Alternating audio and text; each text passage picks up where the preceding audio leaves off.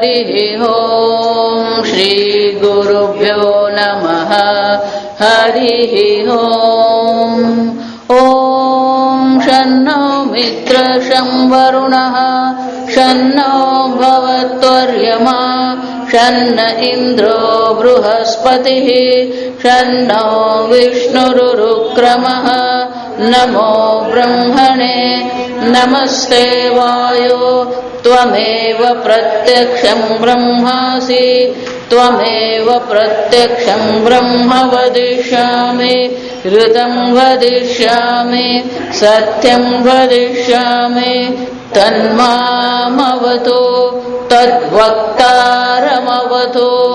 अवतु माम् अवतु वक्तारम् ॐ शान्ति शान्ति शान्तिः ॐ भद्रं कर्णेभिः शृणुयाम देवाः भद्रं पश्येमाक्षभिर्यजत्राः स्थिरैरङ्गैः सुष्ठुवागुंसस्तनूभिः विषेम देवहितं यदायुः स्वस्ति न इन्द्रो वृद्धश्रवाः स्वस्ति नः पूषा विश्ववेदाः स्वस्ति नस्तार्क्ष्यो अरिष्टनेमिः स्वस्ति नो बृहस्पतिर्दधातु ॐ शान्ति शान्ति शान्तिः ॐ सहनाववतु सहनौ भुनक्तु सह वीर्यं करवावहै तेजस्विनावधीतमस्तु मा विद्विषावहै ॐ शान्ति शान्ति शान्तिः सदाशिवसमारम्भां शङ्कराचार्यमध्यमाम् अस्मदाचार्यपर्यन्तां वन्दे गुरुपरम्परां श्रुतिस्मृतिपुराणानाम् आलयं करुणालयं नमामि भगवत्पादं शङ्करं लोकशङ्करं शङ्करं शङ्कराचार्यं केशवं बादरायणं सूत्रभाष्यकृतौ वन्दे भगवन्तौ पुनः पुनः ईश्वरो गुरुरात्मेति मूर्तिभेदविभागिने व्योमवद्व्याप्तदेहाय दक्षिणामूर्तये नमः निधये सर्वविद्यानां विशदे भवरोगिणां गुरवे सर्वलोकानां दक्षिणामूर्तये नमः ॐ नमः प्रणवार्थाय शुद्धज्ञानैकमूर्तये निर्मलाय प्रशान्ताय दक्षिणामूर्तये नमः। पाना नंबर 77 मंत्र 11 ब्रह्मैवेदमृतं पुरस्ताद् ब्रह्मा पश्चात् ब्रह्म दक्षिणस्तश्च च उत्तरेण पश्चात् ब्रह्म दक्षिणस्तश्चोत्तरेण अधश्चोर्ध्वं च प्रसुतं ब्रह्म एव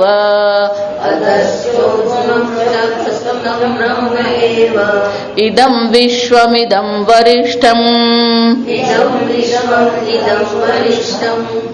ब्रह्म एव उक्तलक्षणम् इदं यत्पुरस्तादग्रे ब्रह्म एव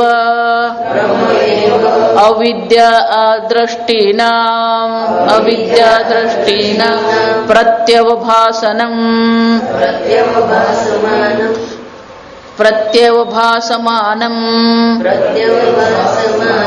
तथा पश्चात् ब्रह्म તથા દક્ષિણતશ્ચ તથા ઉત્તરેણ તથૈવ અધસ્તાદૂર્ધં ચ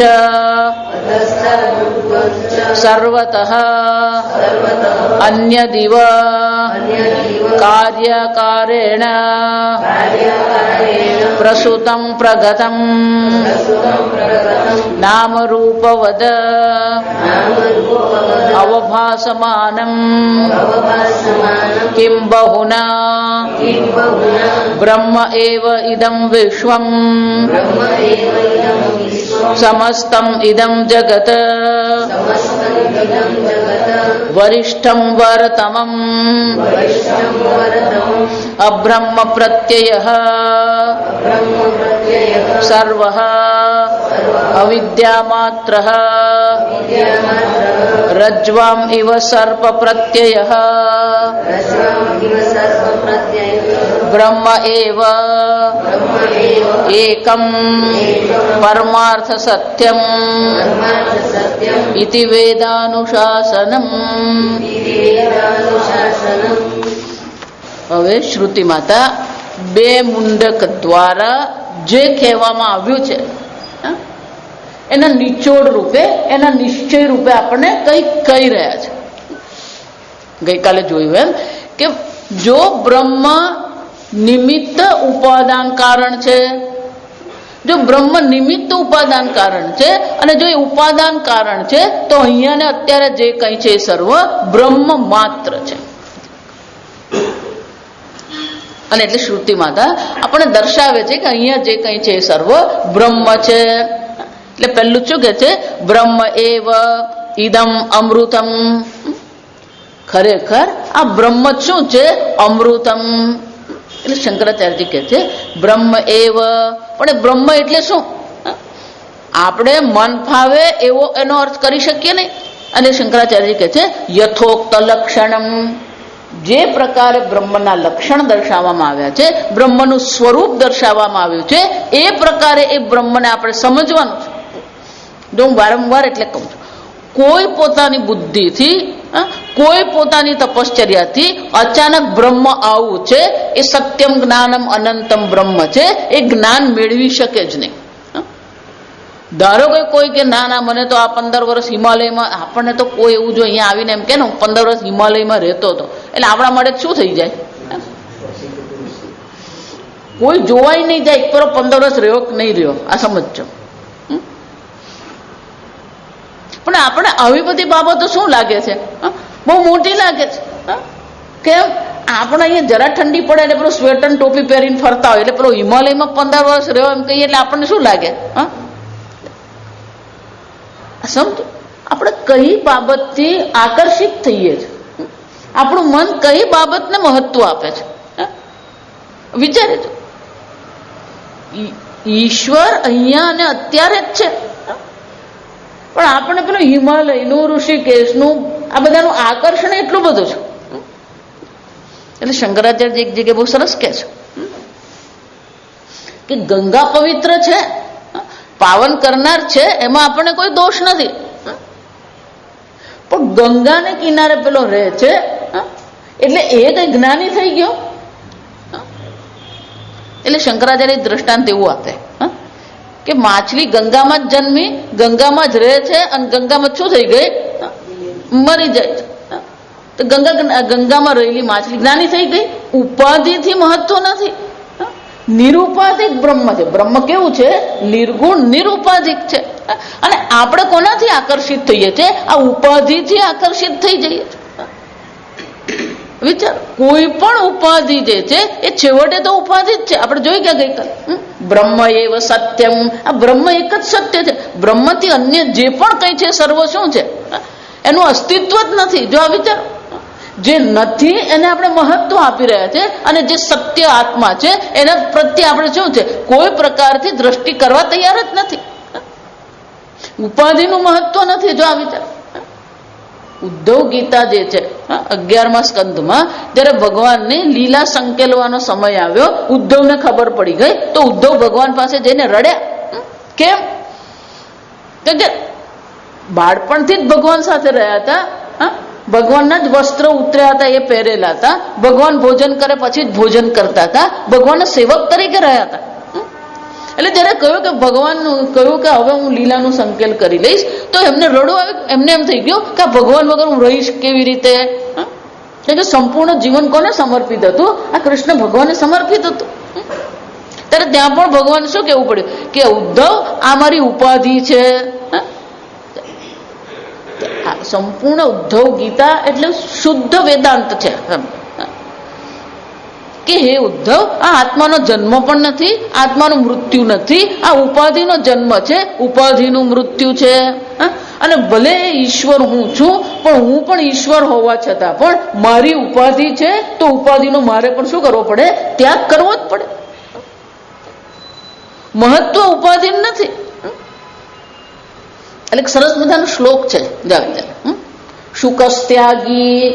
સુખદેવજી મહારાજ જે છે એમનું પ્રારબ્ધ કહીએ કે એમની ઉપાધિ કહીએ કેવા છે? ત્યાગી. ત્યાગી છે. શરીર પર વસ્ત્ર છે કે નહીં એનું પણ એમને ભાન નથી. શુકસ્ત્યાગી. કૃષ્ણ ભોગી. આ કૃષ્ણ ભગવાન કેવા છે? 16,108 રાણી, દરેકના મહેલ, દરેકને ત્યાં શું છે? પેલા 5-6 છોકરાઓ ને એક દીકરી. જાણ કૃષ્ણ કોણ છે? ઉપાધિની દ્રષ્ટિએ વિચારીએ, જીવનની દ્રષ્ટિએ વિચારીએ તો કૃષ્ણ ભગવાન કોણ છે? ભોગી. શુકસ્ત્યાગી, કૃષ્ણ ભોગી. વશિષ્ઠાદય કર્મરત. આ વશિષ્ઠ કહીએ, ભારદ્વાજ કહીએ, આ બધા કેવા છે? કર્મરત. અનેક પ્રકારના યજ્ઞ કર્મ કરે છે લોકો. આ યજ્ઞ કર્યો, પેલો યજ્ઞ કર્યો, આમ યજ્ઞમાં જ છે. રામ જનક નૃપ. આ રાજા રામ, આ રાજા જનક કોણ છે? રાજા છે. જનક રાજા રાજા તરીકે જ રહેતા હતા.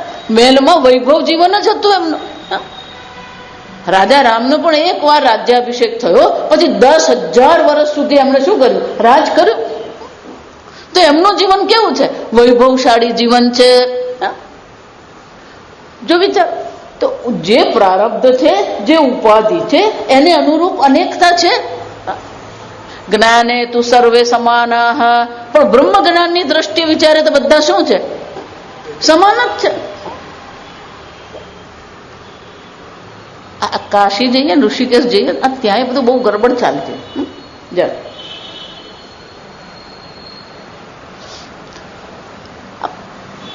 સરખામણી હોય. આપણે અંગ્રેજીમાં પેલું કહીએ ને, ગુડ, બેટર, બેસ્ટ. સારું છે, એનાથી પણ વધુ સારું છે, શ્રેષ્ઠ છે. તો એને તરતમ કહેવામાં આવે છે. તો કે પેલો બ્રહ્મવિત્ત છે, આ બ્રહ્મ જ્ઞાની છે, નહીં એનાથી પણ આ શ્રેષ્ઠ કેમ? બ્રહ્મવિત્ત તરહ. કે નહીં આના કરતા પેલા જ્ઞાની છે, કેમ? બ્રહ્મવિત્તમ. ઉત્તમ એમ કહીએ ને. બ્રહ્મ જ્ઞાન છે, એમાં તર ને તમ ક્યાંથી આવવાનું? જો વિચાર, નિર્ગુણ, નિરાકાર, નિરુપાધિક, એક બ્રહ્મ માત્ર. પછી એમાં તર ને તમ ઉમેરવાની જરૂર છે? ધારો જો આ વિચાર, જો કેનોપનિષદમાં બધું જ જોઈ ગયા. જેને બ્રહ્મ જ્ઞાન થયું છે, જો સાંભળજો, જેને બ્રહ્મ જ્ઞાન થયું છે એ એવું કહેશે કે હું જ્ઞાની છું. જો જોઈ ગયા આપણે. ધારો કે પેલા ગુરુજી પૂછે, સમજાઈ ગયું, પેલો એમ કે ના મને બ્રહ્મનું જ્ઞાન થઈ ગયું, તો ગુરુજી શું કહેશે? પેલો બાજુમાં બેઠો ગુરુજી કહેવાય ને, પેલો બેઠેલો જોઈએ હંમેશા. દરેક વર્ગમાં એક જાડા ચશ્મા વાળો હોય જ. જા સમજો, એટલે તરત જ પેલો બોલવાનો જ છે. જેમ કે છે હું જાણું છું, એ જાણતો નથી. કેમ? જાણું છું એમ કહીએ તો બ્રહ્મ જ્ઞાનનો શું થઈ ગયો? વિષય બની ગયો. પણ બ્રહ્મ ક્યારે વિષય બની શકે? ના ઈદંતયા. આ તરીકે તમે જેને કહો છો એ બ્રહ્મ હોઈ શકે જ નહીં. કોઈ પણ વ્યક્તિ ભલે આપણી સમજ માટે, ભલે આપણે જ્ઞાનીની કે સ્થિત પ્રજ્ઞાની લક્ષણની ચર્ચા કરીએ ખરા, પણ ક્યારેય કોઈ એમ કહી શકે હું જ્ઞાની છું? જો આ ફરક દેખાવો જોઈએ. હું જ્ઞાની છું એમ નહીં, હું બ્રહ્મ છું, હું જ્ઞાની છું એ જ્ઞાન નથી. પણ ખરેખર શું છે? હું બ્રહ્મ છું એ જ્ઞાન છે, હું જ્ઞાની છું એ જ્ઞાન નથી. અચ્છા, હું બ્રહ્મ છું આ જ્ઞાન છે. અને એટલા માટે જ અહીંયા જે કઈ છે સર્વમ ખલુ ઇદમ બ્રહ્મ, અહીંયા જે કઈ છે સર્વ બ્રહ્મ માત્ર છે. એટલે શ્રુતિ માતા આપણે દર્શાવે છે કે અહીંયા સર્વ બ્રહ્મ છે. કેવી રીતે? એટલે શંકરાચાર્યજી પહેલું જ કહે છે એ બ્રહ્મ જે છે કેવું છે? યથોક્ત લક્ષણમ બ્રહ્મ. જે પ્રકારે અત્યાર સુધીમાં આપણે બ્રહ્મ વિશે સમજ્યા છે એ સ્વરૂપ બ્રહ્મનું છે. યત પુરસ્તાદ અગ્રે બ્રહ્મ એવ. આગળ જે છે પુરસ્તાદ એટલે સામે, આગળ છે એ પણ શું છે? બ્રહ્મ જ છે. પશ્ચાત પાછળ છે એ પણ શું છે? બ્રહ્મ જ છે. દક્ષિણતશ્ચ, આ દક્ષિણમાં છે એ પણ શું છે? બ્રહ્મ છે. ઉત્તરમાં છે એ પણ શું છે? બ્રહ્મ છે. અધશ્ચ ઊર્ધ્વમ, નીચે છે એ પણ બ્રહ્મ છે, ઉપર છે એ પણ શું છે? બ્રહ્મ છે. તો પછી વચ્ચે છે એ કોણ છે? સંસારી. વચ્ચે છે એ પણ કોણ છે? બ્રહ્મ જ છે. આગળ પાછળ બ્રહ્મ છે, ઉપર નીચે બ્રહ્મ છે, ઉત્તર દક્ષિણ બ્રહ્મ છે, પૂર્વ અને પશ્ચિમ બ્રહ્મ છે. તો પછી જે બોલી રહ્યો છે એ પણ કોણ છે? બ્રહ્મ જ છે. એટલે શંકરાચાર્યજી બહુ સરસ કે છે અહીંયા જો બ્રહ્મ એવ અગ્રે. પણ આ બ્રહ્મ જે છે કેવું છે? અવિદ્યાદિ દ્રષ્ટિના પ્રત્યવભાસમાનમ. આ અવિદ્યા દ્રષ્ટિને કારણે જે આ જગત આપણને દેખાઈ રહ્યું છે એ જગતની દ્રષ્ટિ આપણે કેવું પડે? પૂર્વમાં ને પશ્ચિમમાં ને ઉત્તરમાં ને દક્ષિણમાં. દિશા પણ કોની દ્રષ્ટિએ છે? આ બધું સાપેક્ષિક છે. હું અહીંયા છું ને તમે અહીંયા છો. તમારી દ્રષ્ટિએ હું પશ્ચિમમાં છું, મારી દ્રષ્ટિએ તમે કોણ છો? પૂર્વમાં છો. મારી દ્રષ્ટિએ તમે પૂર્વમાં છો અને તમારી દ્રષ્ટિએ હું કોણ છું? પશ્ચિમમાં. તો હું પૂર્વમાં કે પશ્ચિમમાં?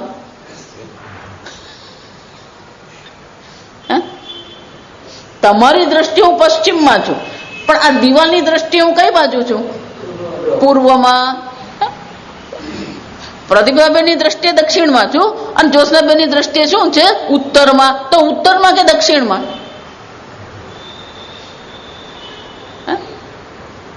દ્રષ્ટિનામેવ. તમે જ્યાં છો તે દ્રષ્ટિએ તમે નક્કી કરો કોણ ઉત્તરમાં કોણ દક્ષિણમાં. પહેલા તમારું એક સ્થાન નક્કી થાય. તમારું સ્થાન નક્કી થયા પછી આજુબાજુની વસ્તુઓનું શું થઈ શકે? પેલું સ્થાન નક્કી થાય. આ ઉત્તરમાં છે કે આ દક્ષિણમાં છે. તો દિશા જેને આપણે કહીએ છીએ આ સર્વ દિશાઓ પણ કેવી છે? સાપેક્ષિક છે. અને એટલે શંકરાચાર્યજી કહે છે અવિદ્યા દ્રષ્ટિનામ પ્રત્યવભાસનમ. આ અવિદ્યા દ્રષ્ટિને અવિદ્યાની દ્રષ્ટિએ આપણે જોઈએ તો પેલું ઉત્તર છે ને દક્ષિણ છે ને પૂર્વ છે ને પશ્ચિમ છે ને ઉપર છે અને નીચે છે. કોણ ઉપર ને કોણ નીચે? સમજવાનું. અને એટલે શંકરાચાર્યજી કહે છે શ્રુતિ માતા જેટલા પણ શબ્દો વાપરી રહ્યા છે એ શ્રુતિ માતા જે શબ્દ વાપરે છે કોને કારણે વાપરે છે? આપણે જ્યાં છે એ દ્રષ્ટિએ જોવાનું છે. જાગીને જોવો તો જગત દિશે નહીં. છે જ નહીં. જો વિચાર જે છે જ નહીં પછી ઉત્તર અને દક્ષિણ ક્યાં કરવાનું? પૂર્વ અને પશ્ચિમ ક્યાં કરવાનું? પણ છે કેમ? કે આપણા અનુભવમાં આવે છે. જો આ બહુ સરસ સમજવાનું. આપણા અનુભવમાં આ જગત છે એટલે આપણા અનુભવને સ્વીકારીને જ શ્રુતિ માતા કહી રહી છે. બાકી શ્રુતિ માતાની દ્રષ્ટિએ જોઈએ તો શું છે? બ્રહ્મ એવ ઇદમ સર્વમ. અહીંયા જે કઈ છે સર્વ બ્રહ્મ માત્ર જ છે. પણ આપણી દ્રષ્ટિએ શ્રુતિ માતા કહે છે ઉપર નીચે બહાર અંદર આ બધા જે છે ને દેશની દ્રષ્ટિએ બધું સાપેક્ષિક છે. અને એટલે શંકરાચાર્યજી કહે છે અવિદ્યાદિ દ્રષ્ટિના પ્રત્યવભાસમાનમ. અવિદ્યા દ્રષ્ટિને કારણે આ દેખાઈ રહ્યું છે. પ્રત્યવભાસમાનમ એટલે શું છે? છે નહીં પણ દેખાય છે. જો વેદાંત એટલે બે જ છે. છે અને દેખાય છે. જગત છે કે જગત દેખાય છે? જ્યાં સુધી તમારી બુદ્ધિમાં છે કે આ જગત છે તો એ અવિદ્યા દ્રષ્ટિ છે, આ જગત દેખાય છે તો શું છે? વિદ્યા દ્રષ્ટિ. આકાશ ભૂરું છે કે ભૂરું દેખાય છે? જેને વિજ્ઞાનનું ધ્યાન નથી, આવડત નથી, એની દ્રષ્ટિએ શું છે? આકાશ ભૂરું છે. ભૂરું છે. જો આકાશ ભૂરું હોય તો રાત્રે પણ કેવું દેખાવું જોઈએ? ભૂરું દેખાવું.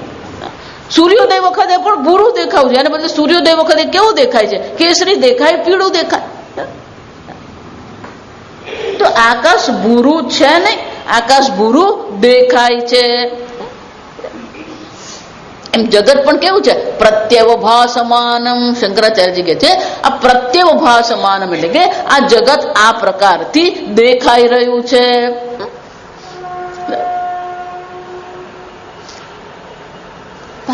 દેખાય છે પણ પછી હું દુઃખી કેમ થાઉં છું? દુઃખી થાય છે એનો અર્થ કે તું છે માની રહ્યો છે. સાપ દોરડામાં સાપ દેખાય છે એમ જો ખબર પડી તો પછી સર્પનો ભય હશે? માતાજી પણ સર્પ દેખાય છે પણ ભય લાગે છે.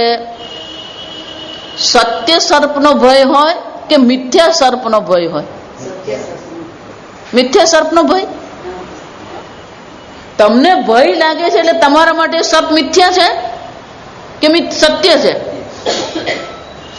સત્ય છે. જો સમજો, હું એટલે તમને કહું આ જગત કોઈને દુઃખી કરી શકે એમ શક્યતા જ નથી.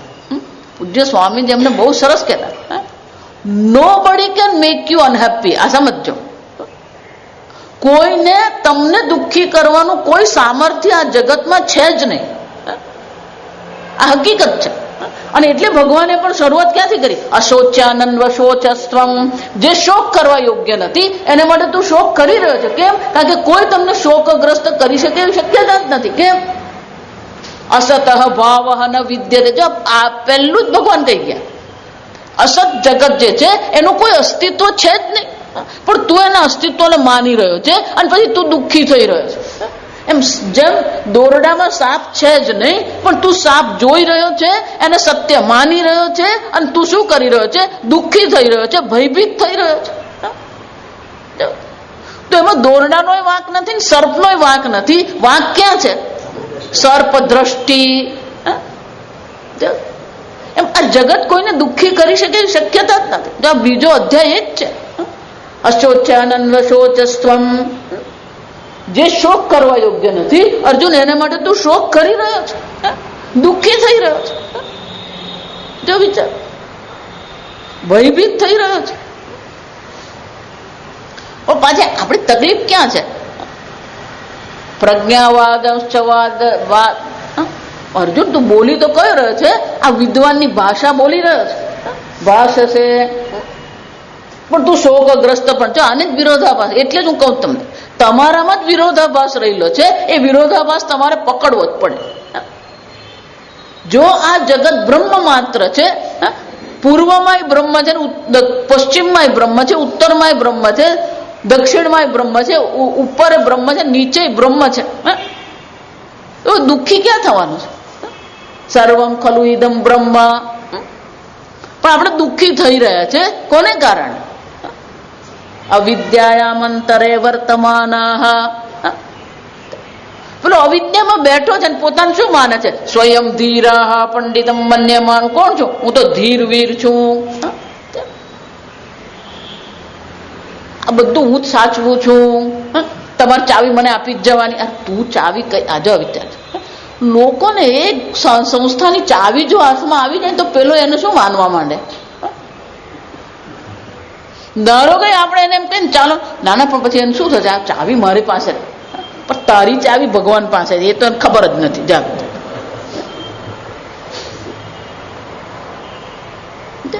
તમારું જીવન કોને ભરોસે ચાલી રહ્યું છે? એ ભગવાનને ભરોસે ચાલી રહ્યું, અને એવું માને છે કે આ મારા કારણે ચાલી રહ્યું છે. જો આને જ કહેવાય સ્વયં ધીરા પંડિતમ મન્યમાના. કોના જેવું ખબર? તમે બોમ્બે લોકલ ટ્રેનમાં જાઓ ને, સવારના જો તમે ટ્રેનમાં બેસો ને તો પેલી માછલીવાળી એનો ટોપલો લઈને આવતી, પેલી નવી નવી માછલીવાળી. એટલે બધા ગયા સાથે એ ગઈ જા, એટલે એને પેલી ટિકિટ લીધી, ટિકિટ લઈને શું કર્યું, પેલી ટ્રેનમાં ચડી. પછી પેલા બીજી બધી જે ટોપલી વાળી હતી ને એ બધી પેલી ટોપલી નીચે મૂકી, આને મૂકી નહીં જા. એટલે પેલી કીધું આ ઉતારી દે ને તું, તો કે ના મેં ટોપલીની ટિકિટ નથી લીધી જા.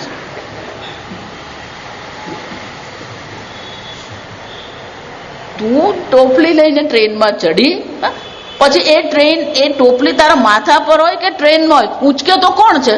ટોપલી ઊંચકી કોણ રહ્યું છે? એક વાર તમે ટ્રેનમાં બેઠા પછી ટોપલી ઊંચકવા વાળું તો કોણ છે? ટ્રેન જ છે. પણ તું માથા પર રાખે કે નીચે રાખે, શું ફરક પડવાનો તને? પણ આપણે આદત પડી ગઈ ટોપલી લઈને ફરવાની. જો સમજો, બધું જ આપણે માથા પર લઈને જ ફરીએ છીએ. પેલો ચલાવવા વાળો ભગવાન છે. જો આ બધું અહીંયા જોઈ ગયા છે કે આ સંપૂર્ણ જગત જે છે એ કોને અધીન છે? ઈશ્વરને અધીન છે. પણ આપણે બધું પેલી માછલીવાળી છે ને એને જેમ પેલો ટ્રેનમાં પેલો ટોપલો માથા પર લઈને ફરે, એમ આપણે પણ શું કરીએ છીએ? બધું પેલું માથા પર લઈને ફરીએ. મારા વગર શું થતું? કોઈ કઈ થવાનું નથી. જો છે ત્યારે કશું થતું નથી, અને નહીં હોય ત્યારે પણ શું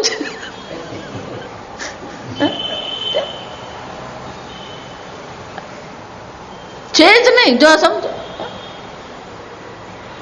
અર્જુન તું શોક કરી રહ્યો છે, પણ કોના માટે તું શોક કર્યો? જે છે એને માટે શોક કરે છે. જે છે એ તો આત્મા માત્ર છે, અને એ આત્મા તો અવિનાશી છે, નિર્વિકારી છે, અજો નિત્ય શાશ્વતો એમ પુરાણ. એને શોક કરવો યોગ્ય છે જ નહીં. અચ્છેદ્યોયમ અદાખ્યોયમ અશોષ્ય અક્લેદ્યો એવ ચ નિત્ય સર્વગત સ્થાણુ અચલોયમ સનાતન. આ સનાતન પરમાત્મા તત્વ જે છે એને માટે કઈ શોક કરવાની જરૂર જ નથી. અને ધારો કે પણ આ શરીર માટે તું શોક કરી રહ્યો તો એને માટે શક્યતા નથી. કેમ? જાતસ્ય હિ ધ્રુવો મૃત્યુ. આ શરીરનો જન્મ થયો તો શરીરનું શું થવાનું? મૃત્યુ થવાનું જ છે. જેનો જન્મ છે એનું મૃત્યુ છે, અને જેનું મૃત્યુ છે એનો શું થવાનો? જન્મ થવાનો જ છે. અવ્યક્તાદીની ભૂતાની વ્યક્ત મધ્યાની ભારત અવ્યક્ત નિધનાન્યેવ તત્ર કા પરિદેવના. પરિદેવના એટલે શોક. જાશે કે અર્જુન એમાં શું શોક કરવાનો? આવ્યો છે તો શું થવાનો? એ જવાનો જ છે. બધાને કહું છું ને, આ મહાવાક્ય છે, ઘરમાં લખી જ રાખવાનું. આવે તે જાય. કેમ? બહુ સુખનો પ્રસંગ આવે ને તો પેલું વાંચી લેવાનું, આવે તે જાય. અને માથું ખાનારા કોઈ કાકા જો ઘરમાં આવી ગયા તો પણ શું વાંચવાનું? રોજ સવારે ઉઠીને આવે તે જાય. સુખમાં આ જ વાક્ય કામ આવે, દુઃખમાં પણ કયું વાક્ય કામ આવે? આ જ વાક્ય કામ આવે. તત્ર કા પરિદેવના. પછી એમાં દુઃખ શું કરો? એમાં શોક શું કરવાનો? અર્જુન શોકને કોઈ સ્થાન જ નથી. આ સમજો. પણ આપણને જે આ જગત દેખાઈ રહ્યું છે, આ જગતને કારણે આપણે જે દુઃખી થઈ રહ્યા છે એ બધાનું કારણ શું છે? અવિદ્યા દ્રષ્ટિ નામ. જેની અવિદ્યા દ્રષ્ટિ છે એને માટે આ આગળ ને પાછળ છે, ઉપર નીચે છે, સુખ અને દુઃખ છે. પણ બ્રહ્મની દ્રષ્ટિ જેને પ્રાપ્ત કરી લીધી એના માટે આગળ પાછળ એ કઈ નથી. એટલે અખાનંદજી મહારાજ એમને એવું કહેતા, महात्मा की अगली पिछली होती नहीं है.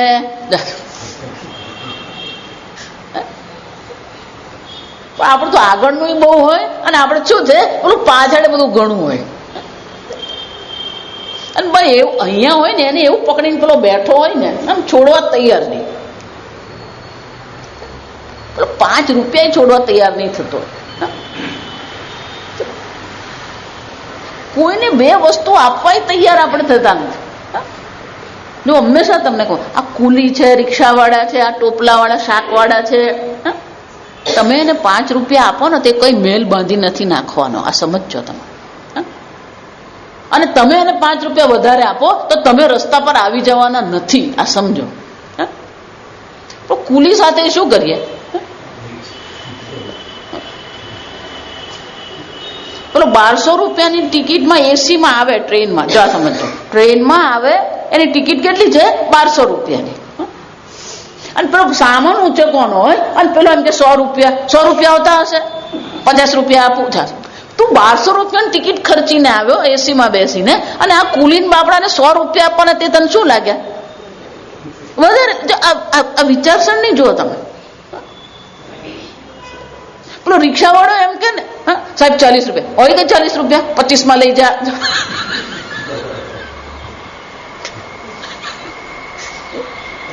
કે પેલો છૂટે જો વિચાર, પેલો 16,000 રૂપિયાનો મોબાઈલ વાપરે, પેલો મંદિરમાં ચડાવવાનો હોય તો 5 રૂપિયા જોતો.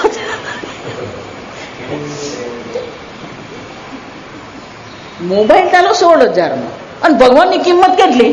5 રૂપિયા. અને લગ્ન કરાવતે બ્રાહ્મણની કિંમત કેટલી? 500 રૂપિયા. તો 16,000 મોબાઈલ, 16 કેટલાય ના મોબાઈલ, 20,000 ના 25,000 ના મોબાઈલ છે. અને આપણે કોઈને એમ કહે કે બ્રાહ્મણ ને તું 11,000 આપ, એને શું કરાવ્યું?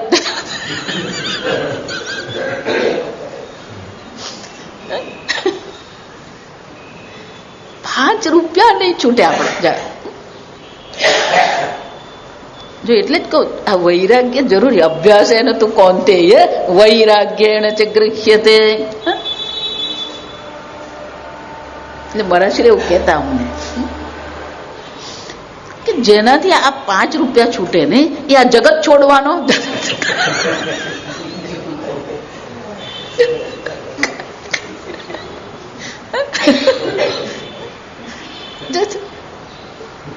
શંકરાચાર્ય પણ એક જ શબ્દ મૂકે પણ બહુ મજાનો હોય. અવિદ્યા દ્રષ્ટિના, પેલો અવિદ્યા દ્રષ્ટિમાં બેઠેલો છે ને, એ બધા બેઠેલા જે છે એને માટે જ આ બધું આગળ પાછળ છે. નહીં તો શું છે? અખિલ બ્રહ્માંડમાં એક તું શ્રી હરિ. આ સમજો, શંકરાચાર્યનું ભાષ્ય છે ને અદભુત છે. એટલે શંકરાચાર્યજી કહે છે, આ શ્રુતિ માતા આપણને એમ કહે છે કે બ્રહ્મ આગળ છે એટલે કે પૂર્વમાં છે, પશ્ચાત એટલે પશ્ચિમમાં છે, બ્રહ્મ ઉત્તરમાં છે, બ્રહ્મ દક્ષિણમાં છે, બ્રહ્મ નીચે છે, બ્રહ્મ ઉપર છે. પણ આ ઉપર નીચે બહાર આગળ પાછળ આ બધું કઈ દ્રષ્ટિએ છે? અવિદ્યાની દ્રષ્ટિએ છે. બ્રહ્મની દ્રષ્ટિએ તો શું છે? એકમેવ અદ્વિતીયમ બ્રહ્મ. આગળ પાછળ છે જ નહીં, ઉપર નીચે છે જ નહીં. પ્રત્યવ પણ એ જેને આ દેખાઈ રહ્યું, જો સમજો, અવિદ્યાની દ્રષ્ટિ જેની પાસે છે એને પણ જે છે એ પણ શું છે? ખરેખર ઉપર નીચે છે કે ઉપર નીચે દેખાય છે? પ્રત્યવભાસન. જો આ શબ્દ જુઓ, ઉપર નીચે છે એમ નથી કેતા. અવિદ્યા દ્રષ્ટિ જેની છે એને દેખાઈ રહ્યું છે. પ્રત્યવભાસમાન, એને આ દેખાઈ રહ્યું છે, પણ એ દેખાઈ રહ્યું છે સમજતો નથી. એને શું માની રહ્યો છે? સત્ય માની રહ્યો છે. અને તે કહે છે પ્રત્યવભાસમાનમ તથા પશ્ચાત બ્રહ્મ તથા દક્ષિણતશ્ચ તથા ઉત્તરેણ તથા એવ અધઃ અધસ્તાદ ઉર્ધ્વમ ચ સર્વતઃ. આ બધાનો અર્થ એક જ થાય. શું થાય? સર્વતઃ. અન્યત ઇવ કાર્યકારેણ પ્રસૂતમ પ્રગતમ નામરૂપવત અવભાસમાનમ. આ એક જ બ્રહ્મ માત્ર જે છે એ એક જ બ્રહ્મ શું થઈ રહ્યું છે? નામ રૂપવત. આ નામ અને રૂપ વાળું દેખાઈ રહ્યું છે. અખિલ બ્રહ્માંડ, જો આ બધા વાક્યો જ ભજન છે. અખિલ બ્રહ્માંડમાં એક તું શ્રી હરિ જુજવે રૂપે ના જાય. આમ અનેક નામ અને રૂપ આપણને દેખાઈ રહ્યા છે, પણ એ અનેક નામ અને રૂપ જે છે એ સર્વ શું છે? બ્રહ્મ માત્ર જ છે. નામ રૂપ દેખાઈ રહ્યા છે. કેમ? ઘાટ ઘડિયા પછી નામ રૂપ જુજવા, અંતે તો હેમ નું હેમ હોય. ઘાટ ઘડીએ પછી પેલા ઘરેણા ઘને અનેક થઈ ગયા, પણ ઘરેણા અનેક થયા એટલે સોનું અનેક બની ગયું. અને સોનું ખરેખર ઘરેણા બની ગયું. ઘરેણા છે ત્યારે પણ એ શું છે? સોનું જ છે. અંતે તો હેમ નું હેમ હોય. એટલે શંકરાચાર્યજી કહે છે કાર્યકારેણ, કાર્ય રૂપે જે દેખાઈ રહ્યું છે, ધારો કે હાર રૂપે દેખાઈ રહ્યું છે, બુટ્ટી રૂપે દેખાઈ રહ્યું છે, તો કાર્ય સ્વરૂપે જે દેખાય છે એ કાર્ય સ્વરૂપે જે દેખાઈ રહ્યું છે એ પણ ખરેખર ઘરેણા નથી. એ શું છે? સોનું માત્ર છે. એ જ રીતે આ કાર્ય સ્વરૂપે આ જગત દેખાય છે. બ્રહ્મ કારણ છે અને જગત કાર્ય છે, પણ કાર્ય રૂપે પણ જે દેખાઈ રહ્યું છે એ પછી ખરેખર જગત છે નહીં. કાર્યાકારેણ પ્રસૂતમ, આ કાર્ય કારણ સ્વરૂપે, આ કાર્ય સ્વરૂપે શું થયું? પ્રસૂતમ પ્રગતમ, એ ઉત્પન્ન થયું એમ કહીએ છીએ. એ તસ્માત જાયતે પ્રાણ, ભલે એમ કહીએ છીએ એ બ્રહ્મમાંથી પ્રાણની ઉત્પત્તિ થઈ, મનની ઉત્પત્તિ થઈ, પંચમહાભૂતની ઉત્પત્તિ થઈ. પણ ખરેખર તો શું થયું? બ્રહ્મ લટકા કરે બ્રહ્મ પાસે. કાર્ય પણ બ્રહ્મ જ છે, કારણ પણ શું છે? બ્રહ્મ જ છે. અને એટલે શંકરાચાર્યજી કહે છે કાર્યાકારેણ, આ કાર્યના આકારમાં કાર્ય રૂપે જે આ જગત દેખાઈ રહ્યું છે એ કાર્યરૂપ જગતની ઉત્પત્તિ થઈ છે. એ કાર્યરૂપ જગત શું છે? એ પ્રગતમ, એની પ્રગતિ થતી રહે છે. નવા નવા જગતની ઉત્પત્તિ થાય છે, નવા નવા નામરૂપ બનતા રહે છે, જૂના નામરૂપનો અંત આવતો રહે છે. આમ આ સૃષ્ટિ સ્થિતિ અને સંહારનું શું થતું રહે છે? સતત પ્રક્રિયા ચાલી રહી છે. એ પ્રક્રિયા ભલે ચાલતી, પણ ખરેખર તો અહીંયા જે કઈ છે સર્વ બ્રહ્મ માત્ર છે. ને એટલે કે છે નામ રૂપવદ અવભાસમન ભાસમાનમ, આ સોનું જ છે, પણ એ શું દેખાઈ રહ્યું છે? અનેક નામ અને રૂપ સ્વરૂપે એ દેખાઈ રહ્યું છે. અને જેની દ્રષ્ટિ નામ અને રૂપ પર અટકી ગઈ તો પછી એને માટે શું થવાનું? આ સમજો. આમ આ નામ રૂપ જે છે એ ખરેખર વસ્તુ નથી. ખરેખર વસ્તુ કઈ છે? અસ્થિ ભાતિ પ્રિયમ. જો જોઈ ગયા આપણે, અસ્થિ ભાતિ પ્રિયમ નામ રૂપમ ચ એતત પંચકમ જગત. આ જગત કેવું છે? જગતની દરેક વસ્તુ આ 5 વસ્તુની બનેલી છે. અસ્થિ એ છે, ભાતિ એ દેખાઈ રહી છે, પ્રિયમ એ પ્રિય છે, નામ છે અને રૂપ છે. આદ્યત્રયમ બ્રહ્મ રૂપમ. આ પહેલા 3 જે છે શું છે? બ્રહ્મ છે. અસ્થિ ભાતિ અને પ્રિય એ બ્રહ્મ છે. તતોદ્વયમ જગત રૂપમ, બાકીના નામ અને રૂપ છે શું છે? એ જગત છે. અને એટલે શંકરાચાર્ય કહે છે નામ રૂપવદ. આ સોનું તો સોનું જ છે, પણ પેલા સોનું કેવું બની ગયું? નામ રૂપ વાળું બની ગયું. હાર છે ને બંગડી છે ને બુટ્ટી છે. માટી એક જ છે, પણ માટી કેવી બની ગઈ? નામ રૂપ વાળી બની ગઈ. એમ આ બ્રહ્મ એક જ છે, પણ બ્રહ્મ શું બની ગયું? નામ રૂપ વાળું બની ગયું. અવભાસમાનમ, પણ એ બધું પણ કેવું છે? દેખાઈ રહ્યું છે. અવભાસમાનમ નો અર્થ શું થાય? એ દેખાય છે નહીં. એટલે કે છે કિમ બહુના, પછી કે આ બધો વિસ્તાર કરવાની જરૂરત શું છે? કેમ? એટલે શ્રુતિ માતા મંત્રમાં કહે છે બ્રહ્મ એવ ઇદમ વિશ્વમ. આ ઇદમ બ્રહ્મ, આ બ્રહ્મ જે છે શું છે? ઇદમ વિશ્વમ. આ જગત શું છે? બ્રહ્મ છે.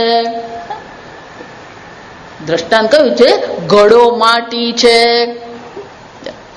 જયારે ઘડો માટી છે એમ આપણે કહીએ તો શું થઈ ગયું? 2 છે. શંકરાચાર્ય અહીંયા કોઈ વિસ્તાર નથી કરતા, સમજ, ફક્ત કહી દે છે કેમ બહુના. આ બહુ લાંબુ કરવાની કઈ જરૂર નથી. કેમ? બ્રહ્મ એવ ઇદમ વિશ્વમ સમસ્તમ ઇદમ જગત. આ સંપૂર્ણ જે જગત જે છે એ જગત જ શું છે? બ્રહ્મ માત્ર છે. જા સમજ, ઇદમ વિશ્વમ બ્રહ્મ, ઇદમ વિશ્વમ બ્રહ્મ, આ વાક્ય કહેવાય. જા સાંભળજો. શાસ્ત્રમાં એને સામાનાધિકરણ કહેવામાં આવે. સામાનાધિકરણ, સમાન અધિકરણ. સંસ્કૃતમાં વ્યાકરણમાં આ નિયમ છે કે વસ્તુનું જે વિભક્તિ હોય, વસ્તુનું જે વચન હોય, એક વચન બહુ વચન, એ જ પેલા વિશેષણને પણ લાગે. આપણે જરૂર નથી, ગુજરાતીમાં એની કોઈ આવશ્યકતા નથી. પેલું કમળનું પુષ્પ છે એમ કહીએ વિચાર, તો એક છે તો કમલમ, અનેક છે તો શું છે? કમલાની. કમલમ કમલે કમલાની, અનેક હોય તો શું કહેવું પડે? કમલાની. પણ અનેક છે, પણ એ પુષ્પની ધારો કે આપણે વિશેષતા બતાવીએ. નીલમ, તો નીલમ એમ જયારે કહેવામાં આવ્યું તો કે ભૂરું કમળ, પણ ગુજરાતીમાં આપણે અનેક હોય તો પણ શું કહીએ? ભૂરા કમળો. તો એ જ રીતે નીલમ ઉત્પલમ એમ કહેવામાં આવે તો ઉત્પલમ એટલે કમળ. ઉત્પલાની શું કેવું પડે? ઉત્પલા. તો પેલું નીલ શબ્દ છે એની સાથે શું કરવું પડે? નીલાની, ઉત્પલાની, નીલાની, કમલાની.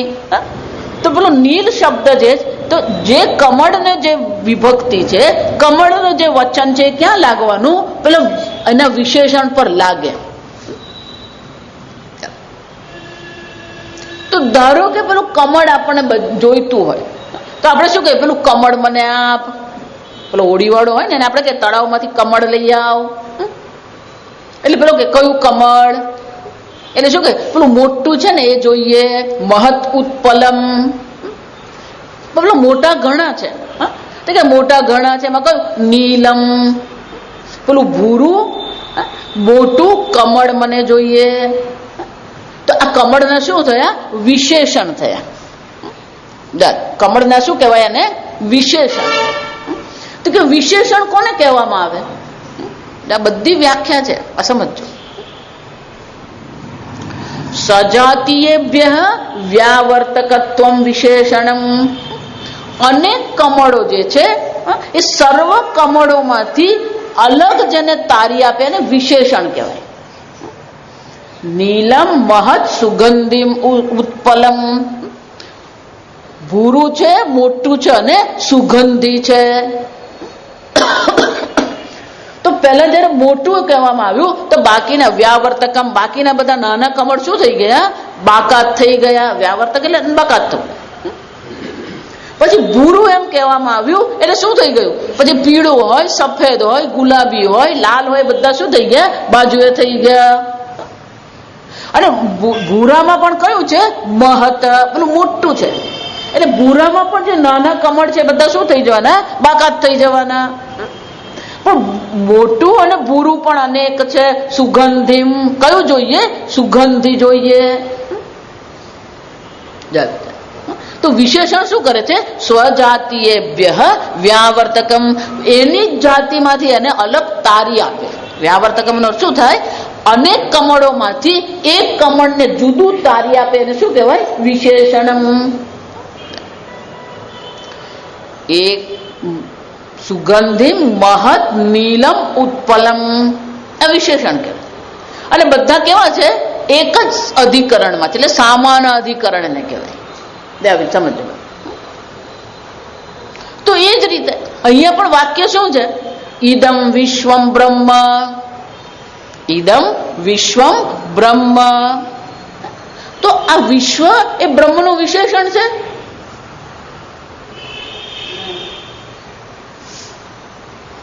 નીલમ ઉત્પલમ, તો નીલમ શું થયું? વિશેષણ છે, સમાનાધિકરણ. એમ અહીંયા પણ સમાનાધિકરણ છે. ઇદમ વિશ્વમ બ્રહ્મ, તો વિશ્વ એ બ્રહ્મનું વિશેષણ થયું. જો એટલા માટે આખો વિશિષ્ટ અદ્વૈત છે. એ લોકો એવું માને છે કે આ જગત શું છે? ભગવાનનું વિશેષણ છે. વિશેષણ છે ઇદમ વિશ્વમ બ્રહ્મ. વિશેષણ નથી. જો સમજો કેમ? કે જોઈ ગયા નિષ્કલમ બ્રહ્મ. આ બ્રહ્મ કેવું છે? નિષ્કલમ છે, નિર્વિશેષ બ્રહ્મ છે. એની કોઈ વિશેષતા નથી, એનો કોઈ ગુણ નથી, એનો કોઈ દોષ નથી. નિર્ગુણ, નિર્દોષ, નિર્વિશેષ બ્રહ્મ છે. તો કે પછી આનો અર્થ શું સમજો? ઇદમ વિશ્વમ બ્રહ્મ, આ વિશ્વ બ્રહ્મ છે. શું સમજવાનું? શ્રુતિ માતા અહીં આપણે કહેતા નથી, આ સમજવાની વસ્તુ છે. તો સામાન્ય અધિકરણ જે છે એ અનેક પ્રકારના આવે. સામાન્ય અધિકરણ એ શું છે? 4 પ્રકારના સામાન્ય અધિકરણ આવે. એક સામાન્ય અધિકરણ કેવું છે? વિશેષણ વિશેષ્ય સામાન્ય અધિકરણમ. વિશેષ્ય એટલે કે કમળ વિશેષ્ય છે અને એના વિશેષણ છે. તો વિશેષણ અને વિશેષ્યમાં પણ શું હોવાનું? સમાન અધિકરણ હોવાનું.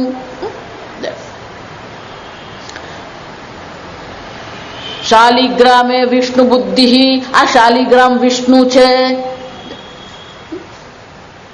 તો શાલિગ્રામ વિષ્ણુ છે એમ જયારે કહેવામાં આવે તો વિષ્ણુ ભગવાન શાલિગ્રામ બની ગયા? વિષ્ણુ ભગવાન શાલિગ્રામ બની ગયા? બોલો, પથ્થર દેખાય છે, આ શિવલિંગ છે,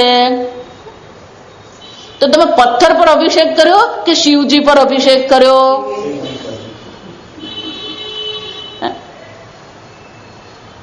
છે પથ્થર જ કાઢો. આ શિવજી છે તો શિવજી પથ્થર છે? આ શિવજી છે એમ જો તમે કહેતા હોય તો આ પથ્થર શિવજી, તો શિવજી શું બની ગયા? પથ્થર બની ગયા. પથ્થર બની ગયા.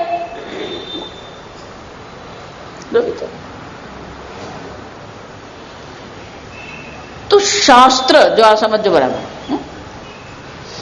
અને અધ્યાસ કહેવામાં આવે. એને શું કહેવામાં આવે? અધ્યાસ. અધ્યાસ બે પ્રકારના. એક શાસ્ત્રોક્ત અભ્યાસ હોય. અધ્યાસ શું છે? શાસ્ત્રોક્ત અધ્યાસ હોય.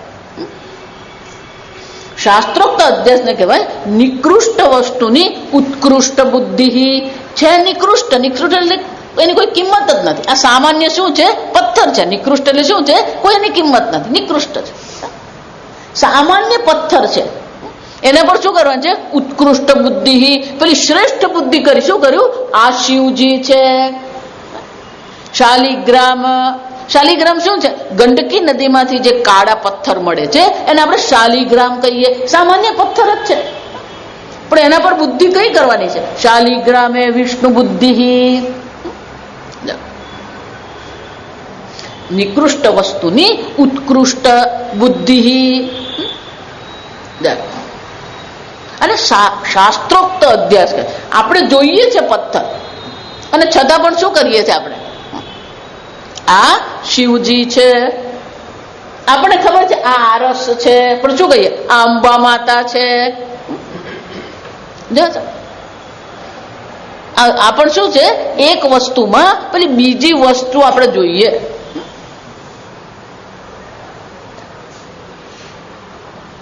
પછી લૌકિક અધ્યાસ છે.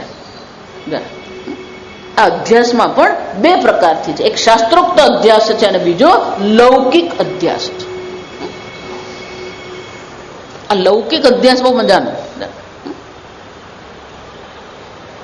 પેલી ક્રિકેટની ટીમ રમવા જાય ને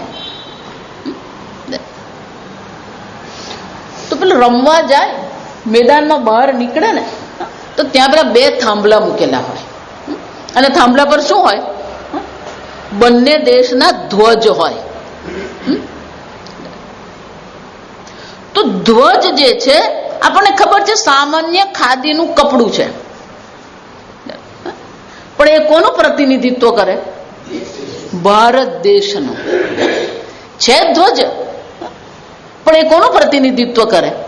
ભારત દેશ. તો આ ધજા પર આપણે કોનો અભ્યાસ કર્યો? આ ભારત દેશ. જે આ નહીં સમજાય, હું હમણાં સમજાવું તે સમજાઈ જાય. પેલી 2000ની ગુલાબી નોટ, કાગળ છે. જો સમજો, સામાન્ય શું છે? કાગળ છે, પણ એ કાગળ પર ભારત દેશના ગવર્નરે શું કર્યું? આ અધ્યારોપ કર્યો. આ 2000, એમાં 2000 છે.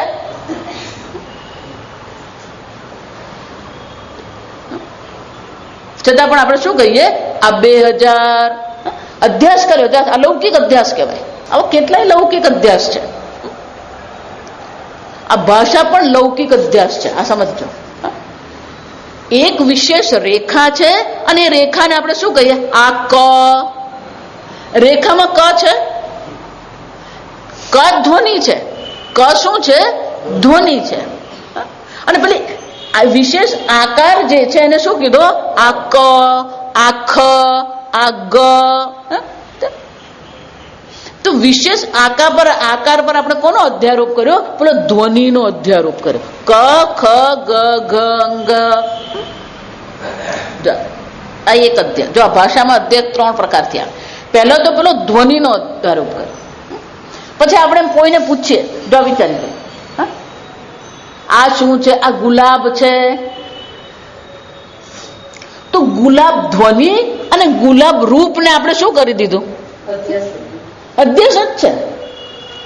આ રૂપ જે છે એના પર આપણે એક નામનો અધ્યાસ કર્યો. કયો? આ ગુલાબ. પણ એને ગલગોટો કહો તો ચાલે કે નહીં?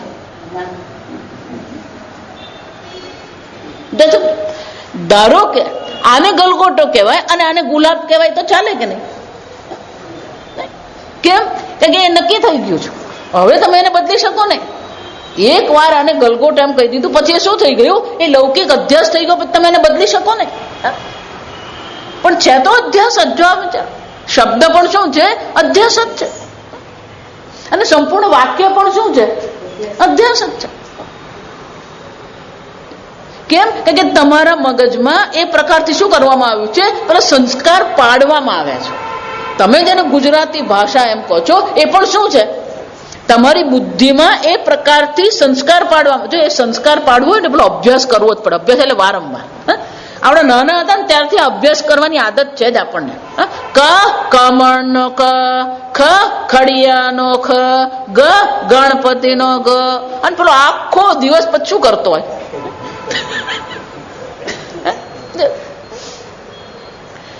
આ આકાર છે એને એક કહેવાય. પછી પેલો આપણા મગજમાં આકાર અને પેલો ધ્વનિને એક કરવા માટે શું કરે? એકડે એક, બગડે બે. એ ભાષા પણ અધ્યાસ છે.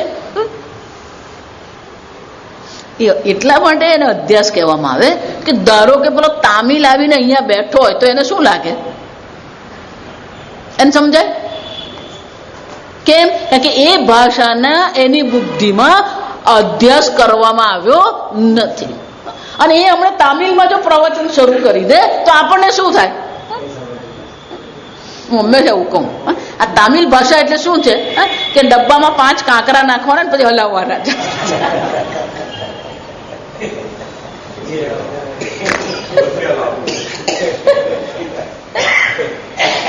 તો ભાષા પણ શું થયો? અધ્યાસ છે. જો સમજો, આ ભાષા પણ શું છે? અધ્યાસ છે. આને આવું કહેવાય શું છે? અધ્યાસ છે. ધ્વજ અધ્યાસ છે. આ ધન આપણે જેને કહીએ પણ શું છે? અધ્યાસ છે. ભાષા પણ શું છે? અધ્યાસ છે.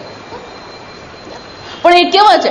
લૌકિક અધ્યાસ છે. એવી રીતે પેલા શાસ્ત્રોક્ત અધ્યાસ છે. આ રામ છે, આ કૃષ્ણ છે, આ બધા શાસ્ત્રોક્ત અધ્યાસ છે. રામ અને કૃષ્ણ આપણે નથી બનાવ્યા. એ કેવા છે? શાસ્ત્રોક્ત અધ્યાસ છે. પણ અધ્યાસમાં શું કરવામાં આવે? સામાન્ય વસ્તુ જે છે એમાં પણ શું કરવામાં આવે? ઉત્કૃષ્ટ પેલું સામાન્ય કાગળ છે. જો એટલા માટે હું કહું, આ 2000ની નોટ જે છે 25-50 જગ્યાએ ફરશે ને, એટલે એમાં બધા મરી મસાલા, એમાં 2-4 કરિયાણા ફરી આવે એટલે એમાં શું લાગી જવાનું? પેલા મરી મસાલા લાગી જ જવાના. હળદરે લાગે ને, મરચું લાગે ને, મીઠું લાગે, બધું જ લાગી જાય. આ જે 2000ની નોટ જે છે એ મરી મસાલા વાળી થઈ ગઈ હોય અને નીચે પડ્યો તો ગધેડો શું વિચારશે? આજે તો સ્વાદિષ્ટ કાગળ ખાવાનું મળ્યું. ગધેડો જે 2000ની નોટ ખાય છે એ બીજા ગધેડા એમ કહે આજે તો 2000ની નોટ મેં ખાધી, કહેશે?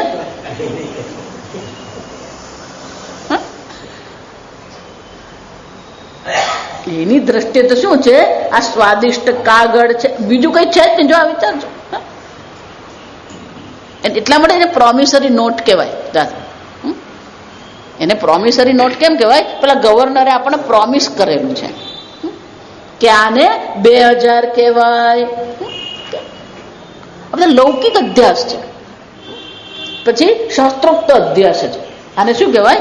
અધ્યાસ એટલે કે નિકૃષ્ટ વસ્તુમાં ઉત્કૃષ્ટ વસ્તુ જોવી. બીજું પેલો ત્રીજો સામાનાધિકરણ, એ પણ અધ્યાસ છે, એ પણ શું છે? અધ્યાસ જ છે. પણ એ અધ્યાસ જે છે એ અજ્ઞાનજન્ય છે. રજ્જૌ સર્પમિવ રજ્વામ સર્પમ છે દોરડું, પણ દોરડાને બદલે તમે શું જોયું? તો સાપ જોયો. કેમ? દોરડાના અજ્ઞાનને કારણે દોરડામાં શું જોયું? સાપ જોયો. એ અજ્ઞાનજન્ય છે. પેલામાં તો ખબર છે આ પથ્થર છે એમ ખબર છે, અને છતાં આપણે શિવજી માનીને શું કરી રહ્યા છે? અભિષેક કરીએ છીએ.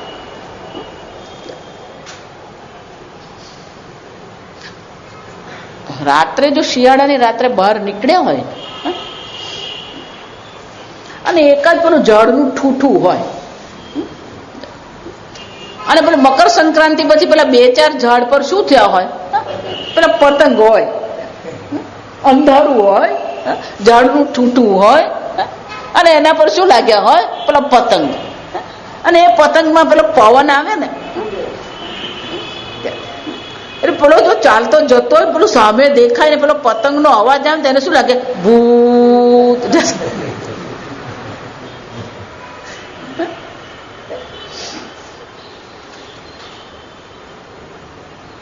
અથવા તને શું લાગે?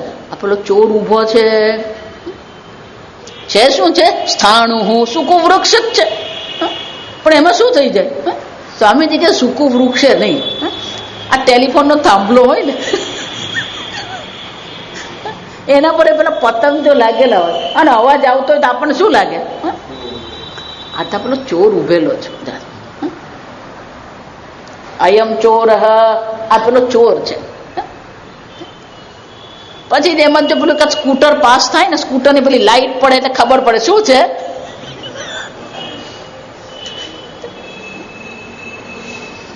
અને અધ્યારોપ કહેવાય. અને શું કહેવાય?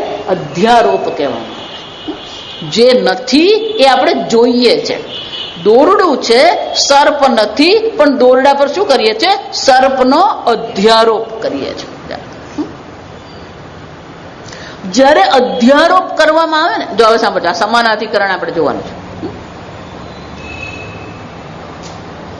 તો જ્યારે પેલો અધ્યારોપ કરવામાં આવ્યો, આ ચોર છે, અયમ ચોર, પછી જ્યારે પેલો જે જાણે છે એ તમને કહેશે, ઉપદેશ આપશે. આ ઉપદેશ આપે એમાં પણ સામાનાધિકરણ હોય. અયમ ચોર સ્થાણું, આ ચોર તો કોણ છે? થાંભલો છે.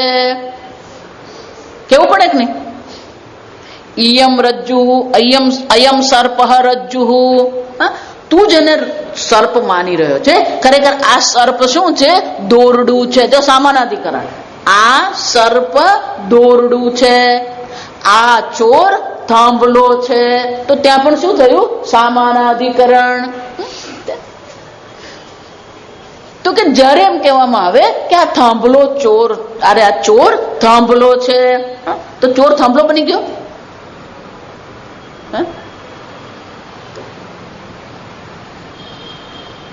એને શું કહેવામાં આવે? બાધ સામાનાધિકરણમ. આ ત્રીજું કયું છે? એનું નામ શું પડે? બાધ સામાનાધિકરણમ. પહેલું છે વિશેષણ વિશેષ છે સામાનાધિકરણમ, બીજું છે અધ્યાસ સામાનાધિકરણમ, અને ત્રીજું કયું છે? બાધ સામાનાધિકરણ. કેમ? અયમ ચોર સ્થાણુ, આ ચોર સ્થાણું છે. તો જ્યારે આ ચોર થાંભલો છે એમ કહેવામાં આવે, તો થાંભલાના જ્ઞાનમાં પેલો ચોર શું થઈ ગયો? બાધિત થઈ ગયો. આ સાપ દોરડું છે એમ કહેવામાં આવે, તો દોરડાના જ્ઞાનમાં સર્પની શું થઈ ગઈ? નિવૃત્તિ થઈ ગઈ, બાધિત થઈ ગયો.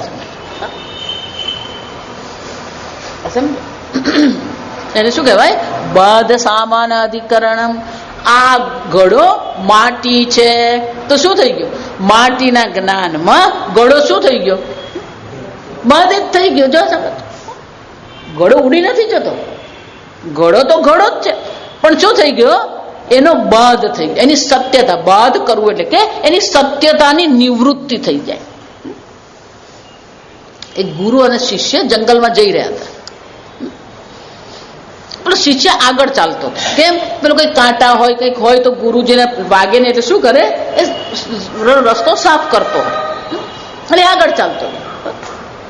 પેલો આગળ ચાલતો સાફ કરે પછી ધૂળ ઉડે, એ પેલું ગુરુજીને પછી ગળામાં લાગે એટલે એને જલ્દી જલ્દી કરીને ગુરુથી શું થઈ ગયો, થોડો આગળ એને ચાલવા માંડ્યો. એટલે ગુરુજી પાછળ પાછળ ચાલતા હતા, પણ બીજા શિષ્યો સાથે હતા, વાતો કરતા કરતા ચાલતા હતા. પછી એમણે જોયું તો પેલો ઉભો રહી ગયેલો. એટલે કે ભાઈ શું થયું, કેમ ઉભો રહી ગયો? કે ગુરુજી ત્યાં હાથી છે. શું છે? મોટો જંગલી હાથી છે. પેલો પહેલી વાર જતો, એને પેલો જંગલી હાથી જોયો એટલે શું થઈ ગયો, એ અટકી ગયો. ગુરુજી કાયમ ત્યાંથી જતા, એટલે ગુરુજી કે કઈ ડરવાની જરૂર, તું ચાલ્યા કર. કે નાના ગુરુજી, જંગલી હાથી છે, આપણે આગળ નહીં જઈએ. ગુરુજી કહે ભાઈ ચાલ. એટલે ગુરુજી એની પાસે પહોંચી ગયા ને કે તું ચાલ. તો પેલો ગભરાય, કેમ? આ જંગલી હાથી છે ને, ક્યારેય ભરોસો નહીં કરવાનો. એટલે પેલો એટલો બધો ગભરાય, હાથી છે, હાથી છે, હાથી છે. એટલે ગુરુજી એને હાથ પકડીને લઈ ગયા, હાથ પકડીને લઈ ગયા. અને પછી એનો હાથ પેલો, જો તું હાથીને પકડ. નહીં ને ગુરુજી, હાથીને હું નહીં પકડું. એટલે ગુરુજી એનો હાથ હાથી પર મૂક્યો, અને જ્યાં હાથ મૂક્યો ત્યાં શું ખબર પડી, આ પથ્થર છે. હાથી શાનો હતો? પેલો પથ્થર હતો. પણ જ્યાં સુધી પેલો પકડે નહીં ત્યાં સુધી એના માટે હાથી શું છે? સત્ય છે. હાથી સત્ય છે.